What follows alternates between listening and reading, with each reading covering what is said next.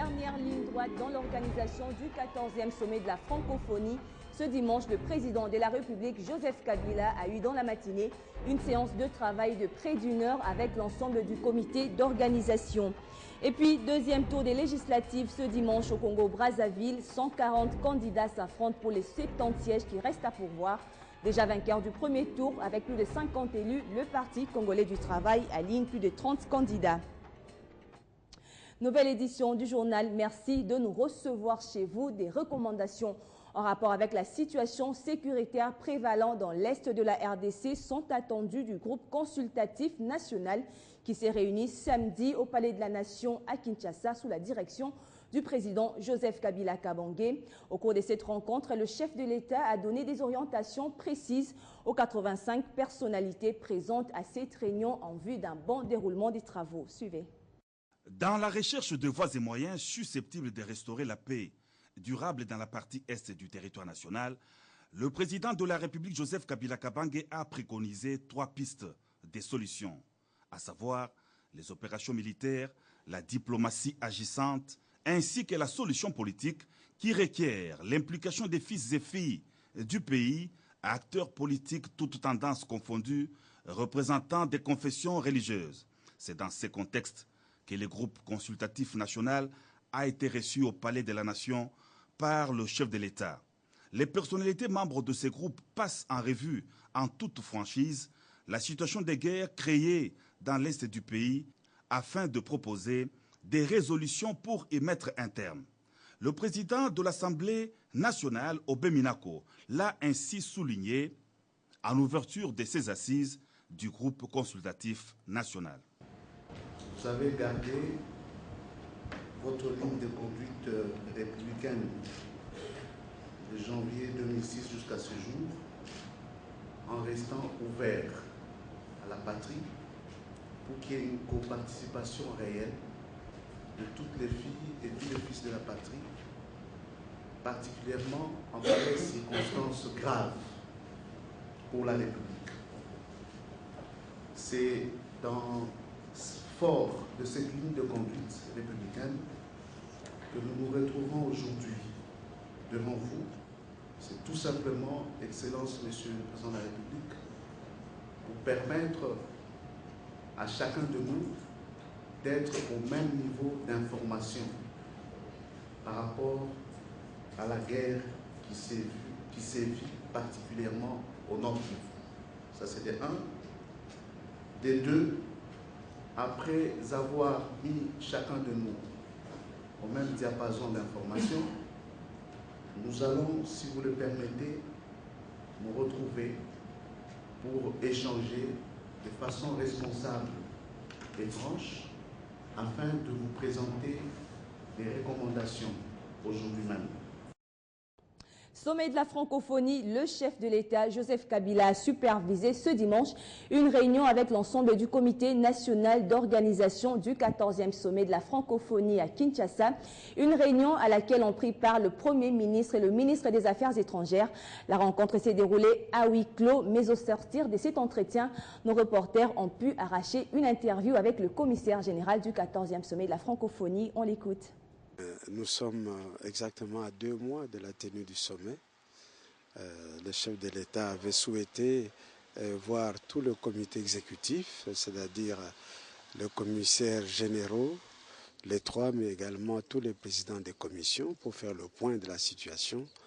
La réunion a été présidée par le Premier ministre. Nous avons fait le point de la situation avec la haute autorité du gouvernement. Cette dernière a eu l'opportunité de faire rapport au chef de l'État tout de suite là.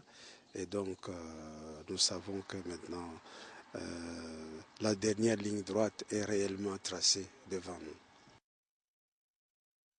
Sachez aussi que la Commission électorale nationale indépendante se trouve dans l'impossibilité de réorganiser l'élection des députés nationaux dans le territoire de Massissi au Nord Kivu. Dans un communiqué publié samedi, le rapporteur de la CENI, Mathieu Mpita, explique que sur les 19 groupements que compte ce territoire, 13 sont occupés par les groupes armés. Selon le document de la CENI sur l'ensemble du territoire de Massissi, la sécurité et la protection des matériels électoraux, des agents et des opérations de vote ne sont pas garanties. Et à cause de cette insécurité, il est observé des importants mouvements des populations électrices vers des localités voisines. À cause de ces climats de terreur et d'insécurité quasiment permanents sur l'étendue du territoire de Massissi, les bureaux constatent l'impossibilité d'organiser ces jours l'élection des députés nationaux dans ces territoires. Ce qui constitue donc un risque majeur d'absence d'élus de ces territoires au sein de l'Assemblée nationale. Le bureau de la CENI sollicite donc l'adoption des mesures adéquates permettant d'assurer la représentation de cette partie du Nord Kivu à l'Assemblée nationale. Quant au territoire de Befale dans la province de l'Équateur, le bureau annonce que le calendrier d'organisation de l'élection partielle sera annoncé incessamment dès la mise à disposition du budget y relatif. Le 25 avril 2012, la Cour suprême de justice avait annulé les élections législatives qu'avait gagné à Befale le candidat Iseke Manga René pour fraude et avait demandé à la CENI de les réorganiser. Des nouvelles recrues dans l'administration publique des finances, elles ont été présentées hier à tout le personnel de cette administration par le secrétaire général des finances. Ces jeunes qui viennent d'intégrer le service public sortent tous de l'École nationale des finances de Kinshasa où ils ont reçu des formations approfondies. Suivez. Ils sont à 107 à avoir réussi au test pour intégrer l'administration des finances. Tous sont des universitaires recrutés pour approfondir leurs connaissances en finances publiques. Et ce samedi, ils ont été présentés au personnel de l'administration publique des finances. Avant toute chose, il fallait qu'ils soient présentés à l'ensemble du personnel de l'administration des finances, qui les connaissent, que voici, nous avons maintenant les jeunes professionnels qui vont nous accompagner dans le processus de réformes qui sont initiés au sein de notre administration. Un processus de rajeunissement du personnel de l'administration publique qui n'est qu'à son début. Et les nouveaux venus rassurent qu'ils vont apporter une nouvelle donne dans la gestion des finances publiques. Et c'est le bureau central de la coordination qui a organisé ce recrutement après en avoir reçu mandat de la part du ministère des Finances. On vote ce dimanche au Congo-Brazzaville pour le deuxième tour des législatives. 70 sièges restent à pourvoir. Le Parti congolais du travail au pouvoir a déjà fait élire plus de 50 députés au premier tour. Il a encore 30 candidats en ballottage contre 16 pour l'Union panafricaine pour la démocratie sociale UPADS, la principale formation de l'opposition. Pour ce deuxième tour, l'Union africaine a déployé des observateurs dans 10 des 12 départements de la République du Congo. Et puis, célébration ce dimanche 5 août du 50e anniversaire de l'arrestation de Nelson Mandela près de Durban en Afrique du Sud. Il est resté en prison pendant 27 ans, devenant ainsi le prisonnier politique le plus célébré du monde avant d'être libéré le 11 février 1990. Hier samedi, une statue a été inaugurée sur les lieux mêmes de son interpellation à Howick en présence du président sud-africain Jacob Zuma. Autre chose à présent, les vacances parlementaires ont commencé et ce depuis quelques semaines déjà. Pour les députés nationaux, c'est l'occasion de faire le point avec leur base sur justement les actions qu'ils mènent au Parlement et c'est le cas pour Deo Indulu, vice-président de la Ligue de jeunes du PPRD. Après la commune de Lemba où il était il y a quelques jours, hier samedi, c'était le tour de sa base de Limete de l'accueillir. Suivez.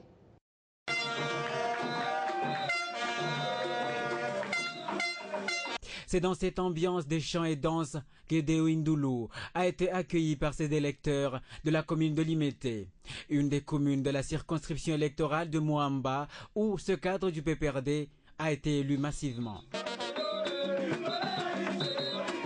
Pour lui, c'est le moment de rendre compte et de remercier sa base après plus de 4 mois de quasi-rupture avec celle-ci. Il fallait que je vienne faire une restitution de tout ce que nous avons fait pendant la session, parce que ce sont nos électeurs, ils doivent connaître tout ce que nous faisons.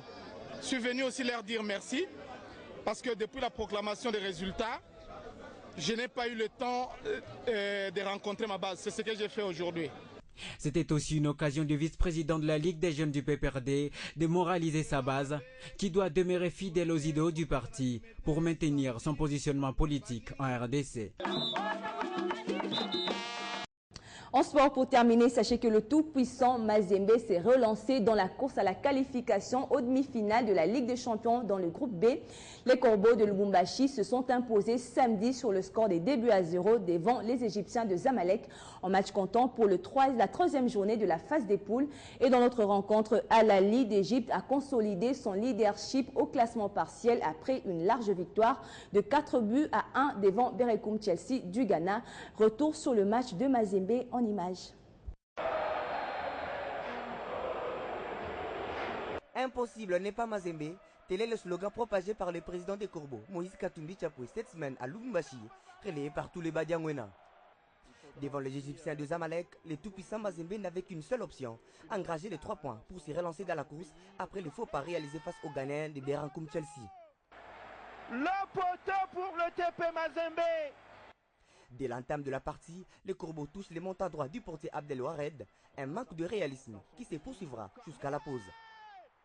Au retour des vestiaires, Mazembe accentue la pression. Sur cette action, Patrick Ochan reprend des plus belles le centre des Singuluma, mais sa frappe retournée et détournée. Le gardien égyptien ne fait que retarder l'échéance puisque Zamalek va finalement se laisser découvrir, surtout après l'entrée en jeu des Kasongongandou et des Deokanda.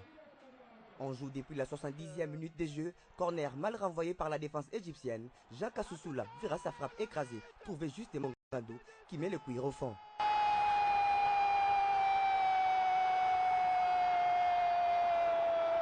Sachant bien qu'il fallait se mettre à l'abri, le tout-puissant Mazembe corsera l'addition 7 minutes plus tard grâce à Bwana Ali Samanta. L'international tanzanien reprend de la tête ses coups francs de Poutou Trésor pour le 2-0. Deuxième but. Superbe ballon. Avec cette victoire, Mazembe totalise 4 points et devra maintenant aborder la phase retour prévue le 19 août prochain en toute sérénité. Superbe ballon. Ainsi se referme ce journal. Merci de votre fidèle attention. N'oubliez pas de garder un œil sur notre site le www.tele50.com.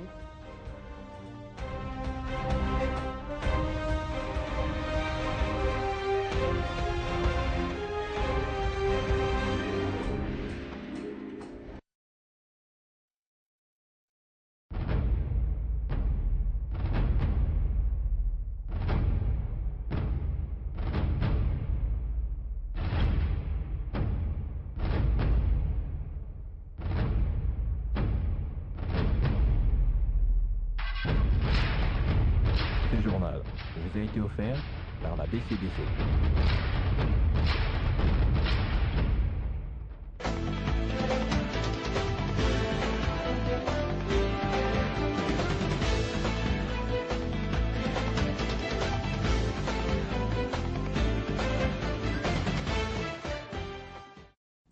Et c'est l'heure de la revue de presse avec à la présentation Arlette Matondo. Bienvenue Arlette. Merci Gloria Komunda.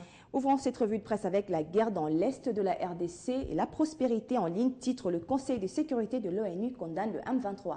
En attendant le sommet du Conseil international sur la région des Grands Lacs qui doit se tenir à Kampala le 7 août prochain, martel la prospérité lue sur Africa Time, le Conseil de sécurité de l'ONU demande instamment au M23 et à tous les groupes armés de cesser toute forme de violence contre la RDC. Mais précise le journal, les membres du Conseil de sécurité rappellent que c'est au gouvernement congolais qu'il incombe au premier chef de protéger la population civile. Pendant ce temps, le potentiel en ligne lu sur Africa Time de constater que malgré la condamnation du drame dans l'est de la RDC, les 15 membres du Conseil de sécurité se refusent à nommer le coupable. Pour le potentiel en ligne, cette attitude donne la preuve d'un complot international pour précipiter la balkanisation de la RDC. Toujours à ce sujet, le quotidien Le Phare, mis en ligne sur 7sur7.cd, parle lui des retombées de la visite en Afrique de la secrétaire d'État américaine Hillary Clinton.